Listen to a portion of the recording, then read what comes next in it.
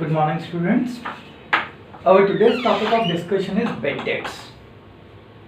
Or today we are going to learn how do we make the journal entry for the bad debts. So before proceeding to the concept, let us understand what is bad debts. So basically bad debts है क्या? What is the normal business procedure? हमें पहले ये समझना पड़ेगा. Normally business के अंदर क्या होता है? We make a sales on credit basis. ठीक है? और to whom we have made the sales on credit basis, he is known as our debtors. Fine. तो जिसको भी हमने क्रेडिट बेसिस पे सेल किया है वो हमारे डेटर कहलाते हैं. And when these debtor do not pay us,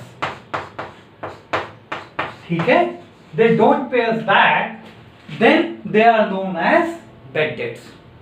so basically when we are talking about the bad debts, it is our loss, क्योंकि ये हमारा एक ऐसा पैसा है जो हमारा मार्केट के अंदर था और हमारा ये पैसा लौट के नहीं आया. फाइन. अब यहां पे दो केसेस होते हैं. पहला केस कि जब ये जो डेटर है ये हमारा फुल अमाउंट पे ना करे, यानी कि जितने का भी हमने इसको सेल किया था क्रेडिट के ऊपर उसने हमारा टोटल पैसा नहीं दिया. या फिर it may be a case that he will make us a partial payment. Let us assume that he will pay us back only 70%. ठीक है? तो when he is making a payment of 70%, that means bad debts में कितना amount जाएगा? Only 30%. ठीक है? सो ये concept होता है bad debts का. अब इसको रिकॉर्ड कैसे करते हैं? Let's take an example. For example, like Ramesh, amount of rupees 5,000 due to Ramesh.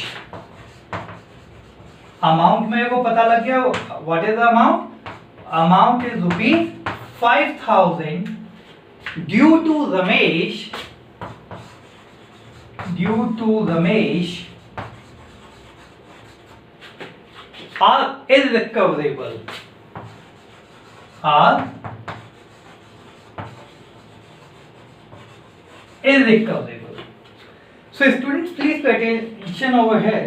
यहाँ पे हमें कुछ चीजें पता लग गई, जैसे कि हमारे डेटर का नाम क्या था? Ramesh. The amount which he need to pay us back is rupees 5,000. And the last thing, it become irrecoverable. That means हमारे bad debts हो गए. ठीक है?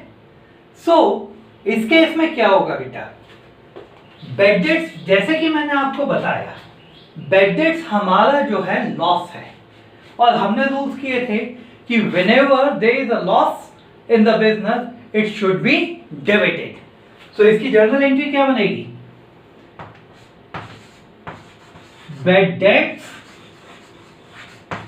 Bad debts account debit to Ramesh, and amount आ जाएगा हमारा 5,000. ठीक है?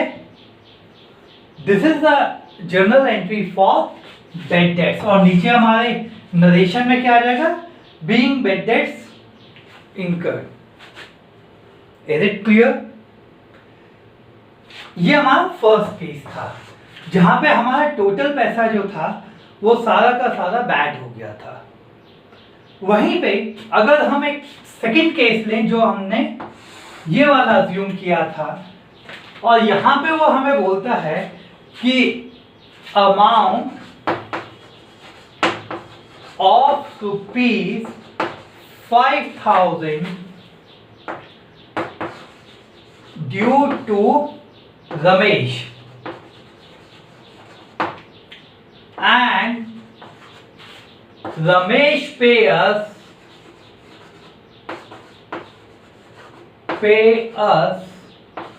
ओनली 70 पैसा इन अ रुपी।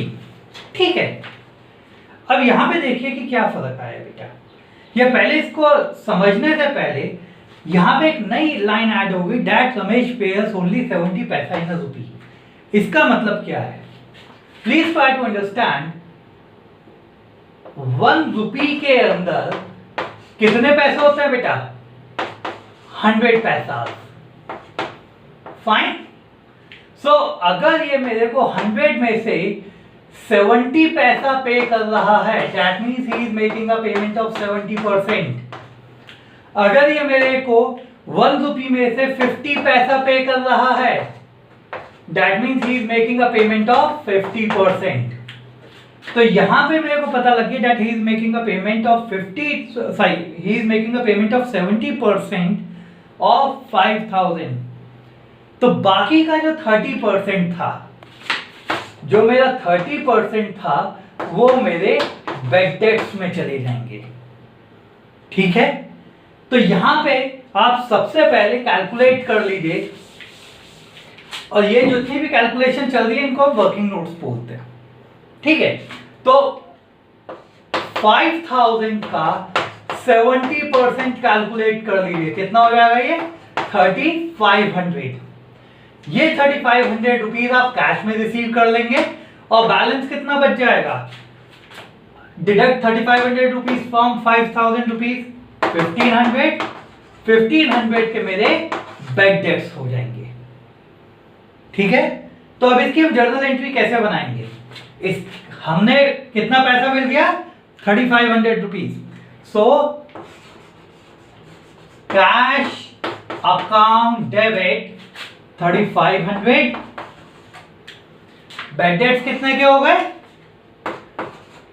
बैड डेट्स अकाउंट डेबिट 1500, और किस पार्टी के साथ हुआ ये काम? टू रमेश 5000। ठीक है, तो cash account debit 3500, bad debts 1500 जो हमने अभी कैलकुलेट किए थे, और टोटल रमेश से जो पैसा आया था वो 1500 या 5000। तो इस तरीके से हम बैड डेट्स की एंट्री बनाते हैं, चाहे फुल अमाउंट के बैड डेट्स हो या फिर हमारे पार्शियल बैड डेट्स हो। ठीक है, तो बेटा आप लोग ध्यान रख सकते हैं, वो डेटर्स जो बैड हैं, जो मेरे को पेमेंट नहीं करते, वही मेरे बैड डेट्स कहलाते हैं, और ये मेरे लॉसेस होते हैं। अब इसके अंदर बेटा एक कंसेप्ट और आता है कि अज्यूम कि ये जो बैड डेट्स हो गए थे, ये जो बैड डेट्स था, ये मेरे को नेक्स्ट ईयर में दोबारा पेमेंट कर देता है। जब मैंने इसको बैड डेट्स में अकाउंट कर दिया, उसके बाद ये मेरे से बोलता है कि I can pay you back. ठीक है, तो उस केस में क्या होगा बेटा? इसको बोलते हैं जब ये दोबारा पैसा मेरे को देगा एक अकाउंटिंग ईयर खत्म होने के बाद, तो इसको क्या बोलते हैं बेटा? Recovery of bad debts. ठीक है, या फिर क्या बोलेंगे इसको? Bad debts recovered.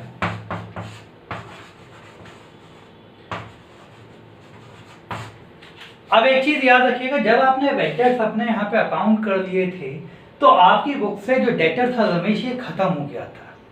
So whenever he will pay you back, कहीं पे भी रमेश का नाम नहीं आएगा, वहां पे हम बैड डेट्स का नाम लिखेंगे। जैसे यहाँ पे 5000 के बैड डेट्स हो गए थे रमेश की वजह से, और अभी हमको अगले साल नेक्स्ट फाइनेंशियल ईयर में ही is paying us back. So what could be the entry for this? उसकी एंट्री हो जाएगी बेटा cash account debit to bad debts recovered, और जितने के भी उसने पैसा हमें लौटाया है, हम वो अमाउंट लिखेंगे विच इज 5000 ओवर हियर। अगर मैं इस वाले केस की बात करूं, तो वो मेरे को कितना पैसा देता है यहाँ पे? अगर इस वाले का बैड डेट्स का वो मेरे को रिकवरी दे रहा होता, तो entry remains the same, cash account debit to bad debts recovered और अमाउंट हो जाता 1500। ओके स्टूडेंट्स, आई होप आपको समझ आया होगा कंसेप्ट कि what are bad debts, how we record the bad debts if they are in full और in partial, and how we make the entry for the bad debts recovered. Thank you.